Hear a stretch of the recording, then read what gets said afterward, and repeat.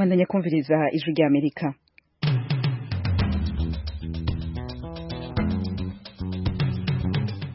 Radio ijwi ry'Amerika isamira na Washington DC mu Kirundi no mu Kinyarwanda hano muri studio ya 5 muri kumwe na Joy Diane nahazwe ngiye kubashikiriza amakuru tubafitiye muri kano kanya. Zimwe mu ngingo nkuru ziyagize imyaka 71 irarumanye ishamwe mpuzamakungu ONU risohoye itangazo ryo guteza imbere agaciro k'uburenganzira bwa kiremwa muntu. Ni akaryo rero ko gusubira kuzirikana neza ibyo ibihugu biba byariyemeje mu gutsimbataza no mu gukingira agateka ka zina muntu. Uyu ni Martin vy'abandi no mushikiranganje w'u Burundi ajejwe agateka ka zina muntu aharagaruka ku vyo sabukuru idonido yo nkuru co kimwe niyerekeye abanyagihugu bo mu murenge wa Kaciro mu karere ka Gasabo turi mu gihugu c'u Rwanda bakomeje gutaka ko batokwimugwa mu vyabo ku nguvu. Ni mukanyi sase muwe hafi y'amaradiyo yanyu. Ariko imbere kuja mu karere yagezwe iho iganino duhereye muri Ethiopia umushikiranganje wa mbere wa Ethiopia Abiy Ahmed yaronkejwe agashimwe k'amahoro kitiriwe Nobel Prix Nobel de la Paix Fidel Niyongabo. Ego Diane, perezida wa mushikiranganje wa mbere wa Ethiopia Abiy Ahmed yatsindiye agashimwe kitiriwe Nobel ko mu uyu mwaka akaba yatangaje ko amabi yabonye igihe ya musirikare akiri muto mu gihugu ciwe vyatumye yiyemeza ku vyerekeye kurondera guhagarika ingwano yamaze igihe kirekire hagati ya Ethiopia na Eritrea. Ivyo Abiy Ahmed yabitangaje mu birori vyo kwakira icesa agashimwe kitiriwe Nobel vyabereye ku mugwa mukuru w'igihugu ca Norvege Oslo uno munsi kuwa kabiri. Abiy Ahmed avuga ko ingwano ari umuriro udahera ku mpande zose ziba zifisemo uruhara. Amenyesha ko bizi kubera yabiciyemwo yatsindiye agashimwe kitiriwe Nobel kubera yagiranye amasezerano y'amahoro n'igihugu ca Eritrea inyuma y'ingwano yamaze igihe kirekire hagati y'ivyo bihugu bibiri. Abiy Ahmed yari mu gisirikare ca Ethiopia muri ico gihe mw'ijambo yashikirije igihe yari ahejeje kwakira agashimwe kitiriwe Nobel.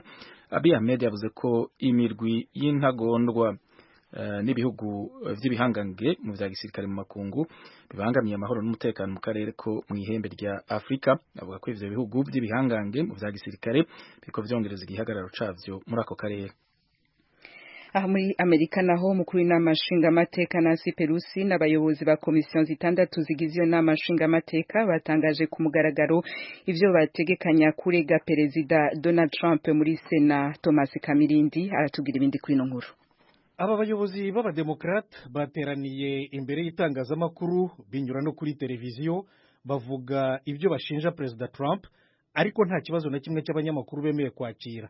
Barega perezida Trump ibyaha bibiri. Icya mbere, gukoresha nabi umwanya w'umukuru w'igihugu mu nyungu ze bwite, yirengagije kandi ahungabanya inyungu z'igihugu. Bemeza ko perezida Trump yabikoze asaba igihugu cya Ukraine kwivanga no kumufasha mu matora ya perezida wa Leta Zunze Ubumwe za Amerika yo mu 2020. Icya kabiri, gutambamira imikorere y'inteko ishinga amategeko. Abademokrate barega perezida Trump ko yishyize hejuru y'amategeko, hejuru y'inteko ishinga amategeko, hejuru ya rubanda, akumva ko atagomba kubazwa ibyo akora. Basobanuye ukuntu yanze gufatanya n'inteko ishinga amategeko mu maperereza yari irimo imukoraho. Bati ibi birasenya demokrasi y'igihugu. Komite ishinzwe inzego z'ubutabera mu mutwe w'abadepite igomba kubanza gukora itora ryo kwemeza iki kirego.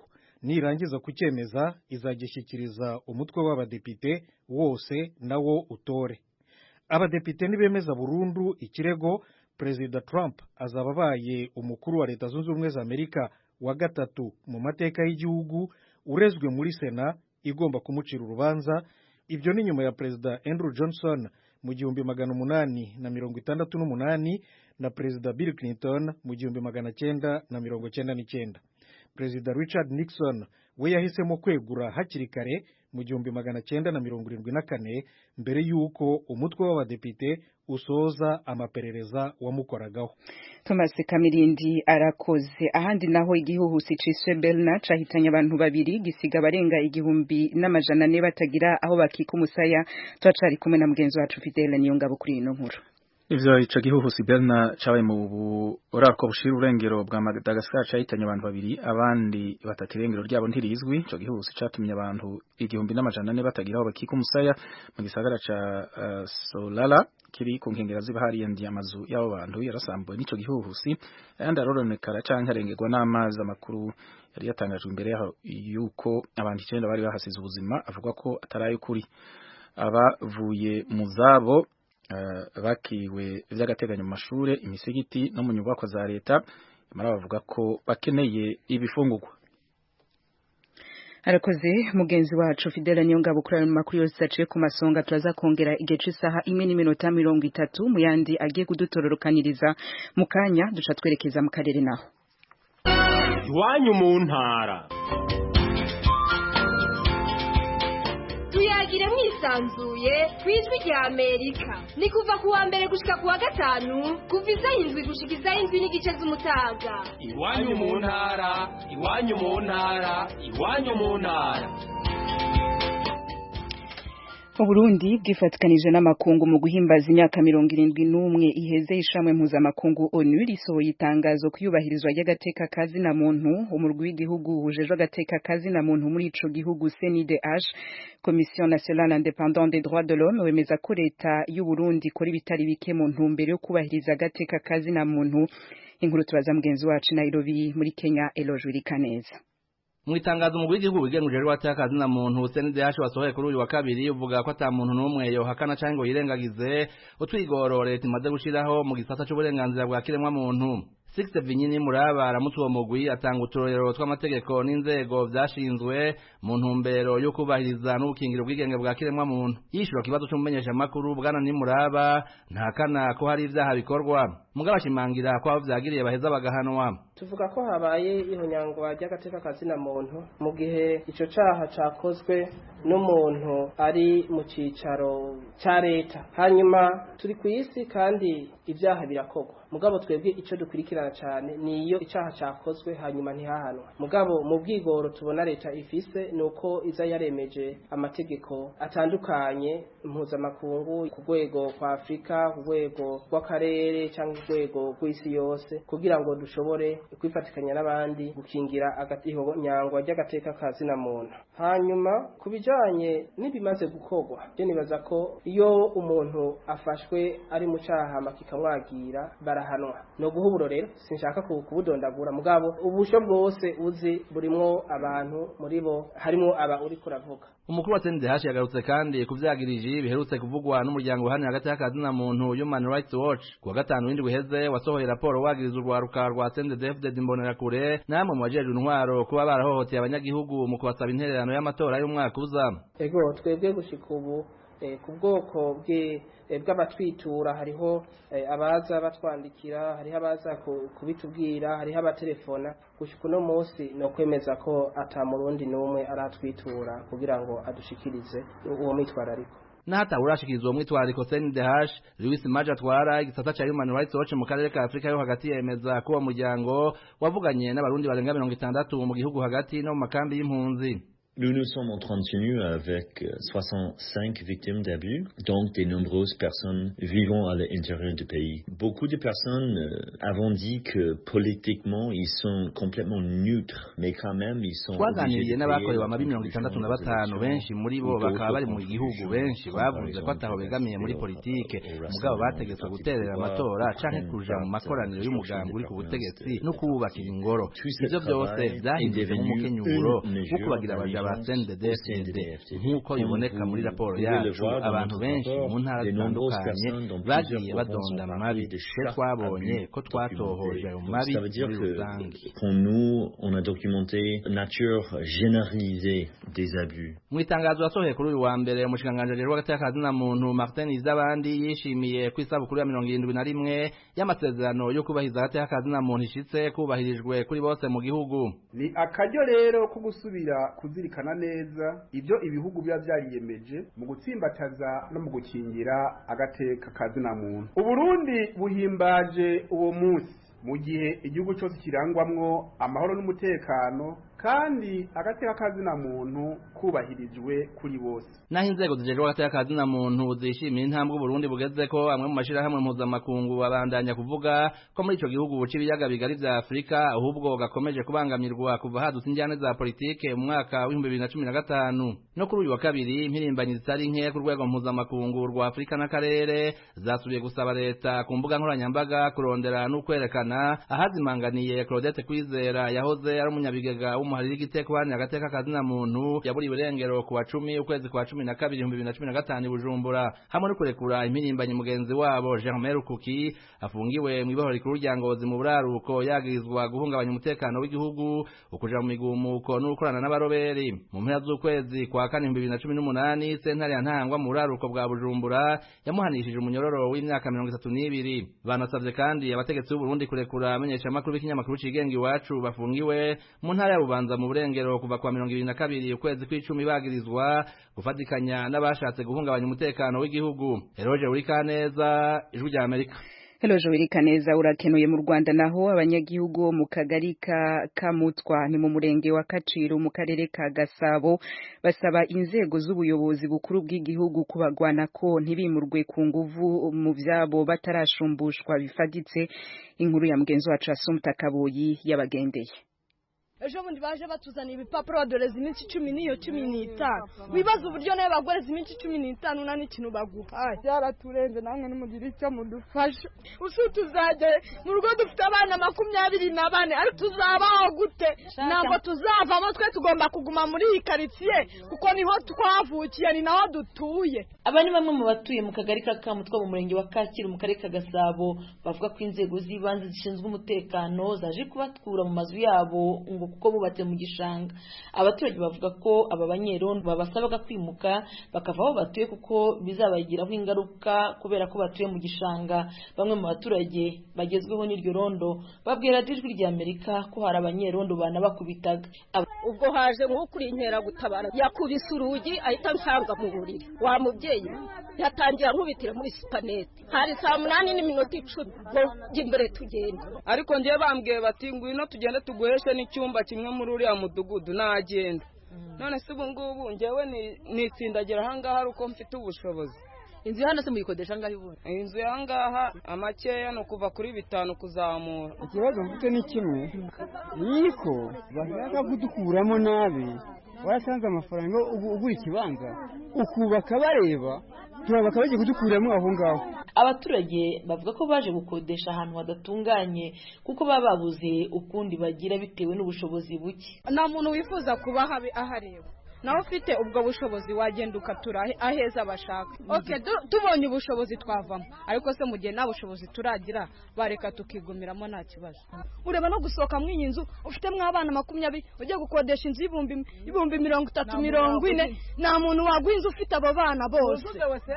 Nubwo abo baturage bavuze ko batunguwe ndetse bamwe bakavuga ko bakubiswe, umwe mu bayobozi b'inzego z'ibanze waganiriye n'Ijwi ry'Amerika yavuze ko ibyo gukubitwa atabizi, asaba abaturage kuba yabahohoteye bamurega. Bakoze umukwa muri rusange sibyo iyo byo kwakura mu manegeka bari kuza rimwe twese bakatujyana bakatugira bati tubimure utuye n'udatuye muzi ko bavuze ko twese baduhaye priority baduhaye iminsi 15 ariko bavuga ko cyane cyane apangayi bo bagomba kubanza bakagenda kugira ngo urabone ko imvura imeze kugira ngo imvura itatu tudahura n'ibyago hamwe kandi abantu ari abantu bapanze n'abapangayi n'abanyamazu mbego bashaka ko abapangayi banze bakagenda. Abaturage barasabwa kwimuka nyuma y'aho Minisiteri y'Ubutegetsi bw'Igihugu isohoreye itangazo risaba abayobozi b'inzego z'ibanze kubarura abantu bose batuye mu manegeka mu mazu yateza ingorane imiryango yabo maze bakimurwa. Minisiteri y'Ubutegetsi bw'Igihugu mu itangazo yasohoye ku cyumweru yasabaga abaturage batuye mu mazu y'amanegeka ko bacumbikirwa na bagenzi babo cyangwa se bagacumbikirwa mu mashuri mu gihe gitegerejwe umuturambye.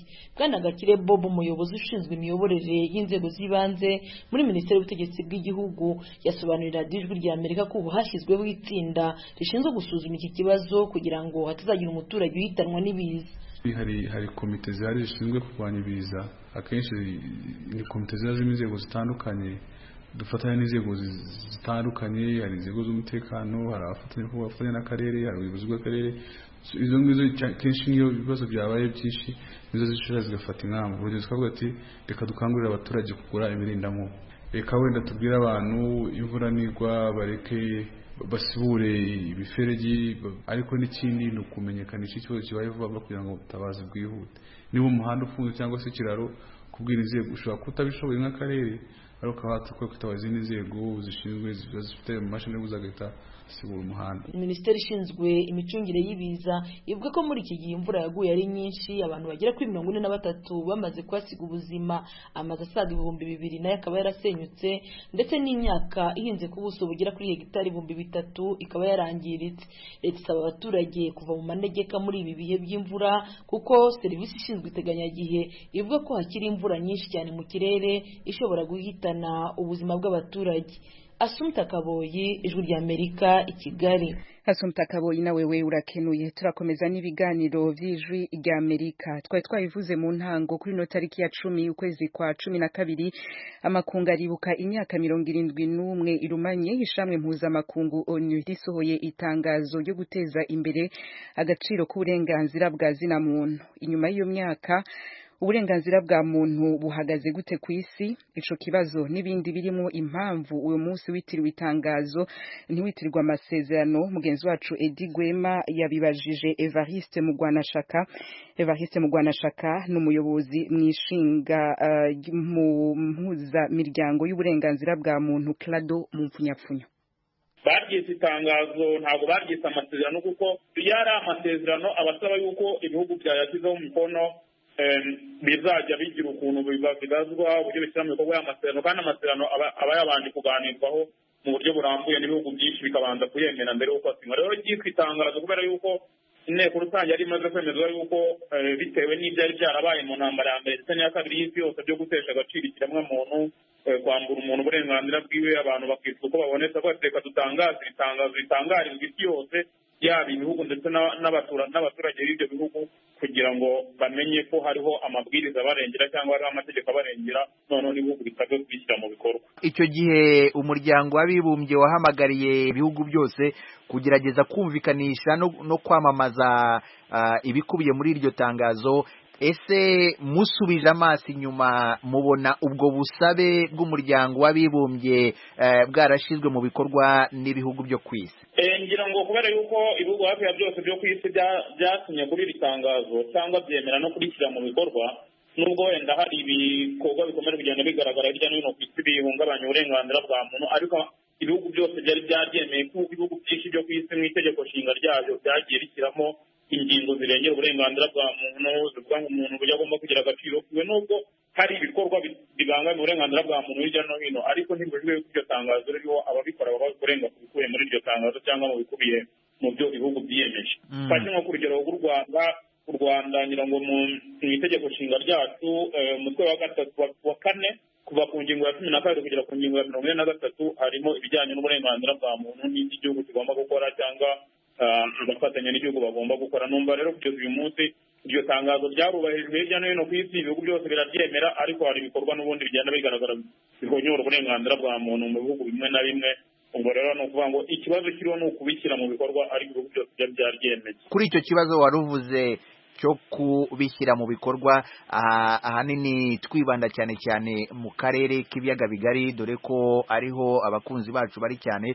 Iyo murebye uko uburenganzira bwa muntu bwifashe nuko ibihugu byasabwaga kugira ngo biteze imbere ubwo burenganzira bwa muntu, mwavuga ko bihagaze gute muri iki? Icyo navuga ni uko hari ibihugu byinshi cyangwa bimwe na bimwe bigerageza kubishyira mu bikorwa uko bishoboye, biri ku rugero rwo hejuru kurenza ibindi bihugu, ariko hari n'ibihugu bimwe na bimwe usanga wenda afashe nk'urugero nko muri Kongo, nko mu gihugu cya Kongo duturanye hakurya aho ngaho, hari abantu bagenda bakomeza kwicwa, mu mazi iminsi mu bibazo by'abanyamurenge bari kwicwa, kandi mu by'ukuri nyamara n'iryo tangazo ririho, ariko ntibujwe yuko ibihugu byose byashyizeho amabwiriza, ariko mu kwishyira mu bikorwa nk'uko nabivuze hari aho usanga uburenganzira bwa muntu bugenda buhonyorwa bumwe mu buryo bumwe cyangwa ubundi, bidakozwe na leta ariko bikozwe n'imitwe cyangwa n'abantu badashamikiye kuri leta batifuza yuko uburenganzira bwa muntu bwubahirizwa cyangwa bafite ibindi bagamije inyungu za politiki ariko ugasanga ikiremwa muntu nicyo kibigendeyemo.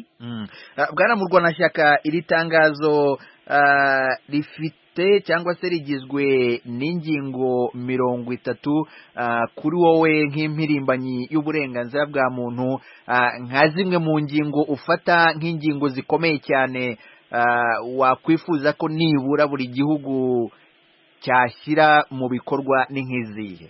Nahera nko ku ngingo ya mbere aho ivuga yuko abantu bose bavuka bigenga kandi bareshya mu cyubahiro no mu burenganzira. Ubwo rero iyo ni ingingo ikomeye cyane ivuga yuko nta muntu ugomba gusumba undi, abantu bose imbere y'amategeko bavuka bareshya yaba mu cyubahiro, kandi bakavuga yuko agaciro ka muntu katagomba guhutazwa. Ukaza no ku ngingo ya kabiri ivugamo yuko umuntu wese afite uburenganzira n'ubwisanzure bwose nk'uko bikubiye muri iri tangazo, kandi ibihugu umuntu akarindwa ivangurwa iryo ari ryo ryose. Cyane cyane ikintu cy'ingenzi burya iyo umuntu arenga ivangurwa usanga kw'iterambere cyangwa ibindi bintu byose agenda bigeraho. Hari indi ngingo ya gatatu nayo ni ingingo ikomeye cyane avuga yuko buri wese afite uburenganzira bwo kubaho, kwishyira akizana no kwishyira akizana. Bivuga ngo nta muntu ufite uburenganzira bwo kuvutsa undi ubuzima. Iki nacyo ni ikintu gikomeye cyane kugira ngo abantu bamenye yuko bafite uburenganzira bwabo bwo kubaho nk'uburenganzira bw'ibanze. Ikindi cy'ingenzi numvamo ni uko mu ngingo ya karindwi nayo isa nk'aho yenda kunganira ingingo ya mbere, havugamo yuko abantu bose bareshya imbere y'amategeko kandi barengerwa ku buryo bungana n'itegeko nta vangura. Bivuga ngo amategeko yose yo muri ibyo bihugu yakabaye arengera abantu kimwe nta vangura rishingiye ku ruhu, rishingiye ku gitsina, rishingiye ku bwoko cyangwa uburyo bwo aribwo bwose. Urebye ingingo hafi ya zose zifite icyo zisobanura kandi zifite n'agaciro kazo ingingo ukwayo, ariko nk'izo nizo mbona ari iz'ingenzi, kuko niba umuntu afite uburenganzira bwo kubaho ibindi byose biza bishamikiyeho. Dufite kandi n'abakunzi b'ijwi ry'Amerika bifuza kugira ibyo babaza Bwana Murwanashyaka. Reka duhere kuri Jean Baptiste. Wiriwe neza. Mbanje kubashimira ku biganiro mumaze iminsi mutegura ku byerekeranye n'uburenganzira bwa muntu no gushakisha ukuntu abantu bagarukana amahoro. Ikiganiro cyatambutse ejo ni cyiza cyane, n'iki munsi nacyo ni cyiza cyane, ariko rero njyewe ikintu nagira ngo mbaze uwo muhanga mu byerekeranye n'ibyo ngibyo amaze kudusobanurira n'iryo tangazo. Twebwe wenda abaturage basanzwe ntabwo turizi neza, ntabwo tubisoma neza ngo tubimenye, ariko gusa icyo umuntu ashobora yakwibaza ati mbese iryo tangazo umusaruro ryaba ryarabyaye uhereye muri iyo myaka 71, kubera yuko ubona ko Afurika yakunze kwizizirwa n'ibintu byerekeranye n'amakudeta nko mu karere k'ibiyaga bigari, usanga ndetse rimwe na rimwe amaleta yagiyeho nyuma y'iryo tangazo yaragiye amenesha abandi baturage nko mu Rwanda. Mbese ugasanga mu by'ukuri n'amaleta nayo ntabwo yagiye yimakaza mbese umuco wo kudashakira abaturage bayo uburenganzira bwa muntu. Noneho kandi rero nagira ngo nanamubaze mbese iryo tangazo nta mbogamizi rifite ryo gushyirwa mu bikorwa, na cyane ko ubona ko ikintu cyerekeranye n'ubukoroni gishobora kuba cyaradusize iheruheru no mu bisigisigi byabyo aribyo tugenda tubamo, na cyane cyane kandi ugasanga ko hari nk'amaleta muri Afurika adafite n'ubwigenge. Ese iryo tangazo ryajya mu bikorwa nk'amaleta nka Somalia, nka Central Africa ubona afite ubwigenge budashyitse? Muri icyo gihe ibihugu bidafite ubwigenge byagenda gute kugira ngo iryo tangazo rijye mu bikorwa? Si imbogamizi kandi noneho no kubona hariho abantu bagishaka ubutegetsi banyuze mu bintu by'indwano aho kunyura muri demokarasi ngo banyure mu matora bemere n'uwabatsinze bamuyoboke. Mbese nabyo yabihuza gute ko iryo tangazo twakwizera ko no mu gihe kizaza rishobora kubyara ikintu cyiza cyashakira uburenganzira bwa muntu n'umwidegemvyo abaturage muri rusange? Ndabashimiye. Arakoze cyane, abajije ibibazo byiza ariko bikomeye mu buryo bumwe. Ariko icya mbere na mbere namusobanurira yarabaje se iryo tangazo mpuzamahanga nk'abantu batarizi bisobanuye iki.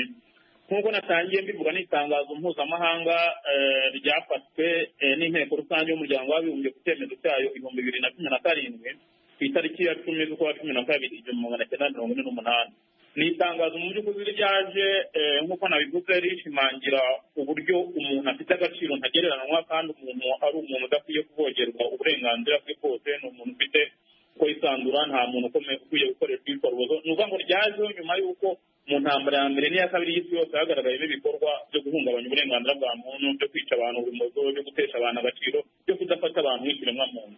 none inteko y'umuryango w'abimbyirisha aravuga ati ibintu ntabwo byakomeza gutya, reka dukore itangazo dusabe ko ibihugu ibyo ari byo byose bigize umuryango w'abibumbye bigomba gushyira uburenganzira bwa muntu mbere y'ibindi byose. Arabaje se imbogamizi mubona mukurikira mu bikorwa n'izihe? Hari ibihugu bimwe ubona bitaragira ubwigenge. Mu by'ukuri iri tangazo icyo rinavuga harimo ndetse n'uburenganzira mu bya politike, bivuga yuko umuntu afite n'uburenganzira bwo kujya muri politike, ariko bigasaba yuko yaba ari politike mu by'ukuri itagira ubutaza, kuko bavuga uburenganzira bwa muntu nta burangiriraho ubwundi butangira avuga ngo nta muntu ufite uburenganzira bwo guhutaza ubwundi yirengagije icyo ari cyo cyose. Ikibazo rero tugira mu bihugu bimwe na bimwe bya Afurika, nk'abavuzi b'abazakudeta, nk'abafite tutaragira ubwigenge busesuye, ukagaragara wenda ibikorwa byo guhonyora uburenganzira bwa muntu.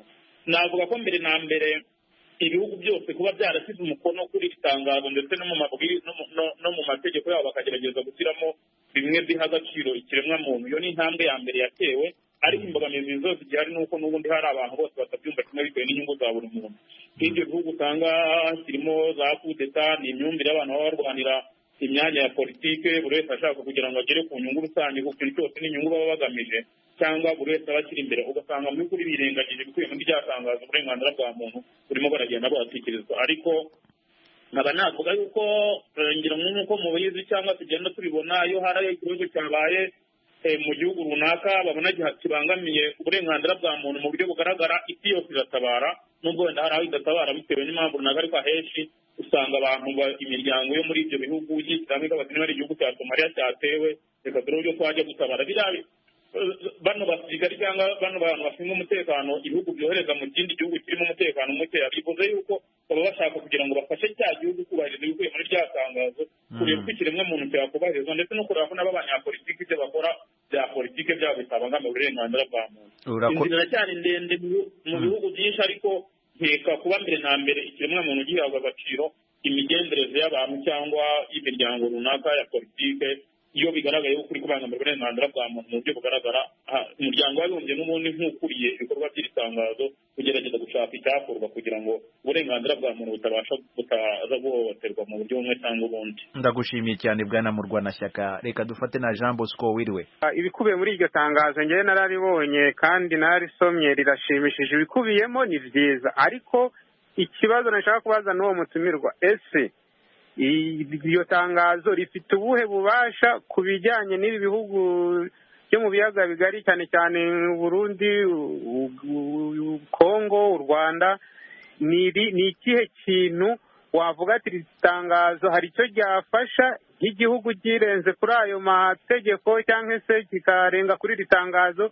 Ubundi nk'uko iri tangazo rivuga, leta zifite inshingano zo kurinda uburenganzira bw'abaturage bazo. Iyo ni inshingano ya mbere ya leta, ndetse ku buryo nk'ikintu navuga cyiza cyanagezweho muri iyi myaka ise ni uko ibihugu hafi ya byose byo ku isi mu itegeko nshinga ryabyo harimo ibijyanye n'ingingo zivuga ku burenganzira bwa muntu. kabone nubwo muri pratique bitakubahirizwa, ariko kuba biri mu itegeko ubwabyo ni ikintu gishimishije. Akabaza ati se iri tangazo rifite ubuhe bubasha ku bihugu bihonyora uburenganzira bwa muntu? Ngira ngo n'ubundi inteko rusange y'umuryango w'abibumbye imaze gusohora rino tangazo ndetse no kugira ibyisaba ibihugu, mu kintu cya mbere ibihugu byasabwe n'uko mu mategeko yabyo bashyiramo amahame yo kubahiriza uburenganzira bwa muntu, ndetse rikashyiraho na za komisiyo zigenga zishinzwe gukurikirana uburenganzira bwa muntu bwubahirizwa. Ngira ngo mu bihugu hafi ya byose izo komisiyo ziriho.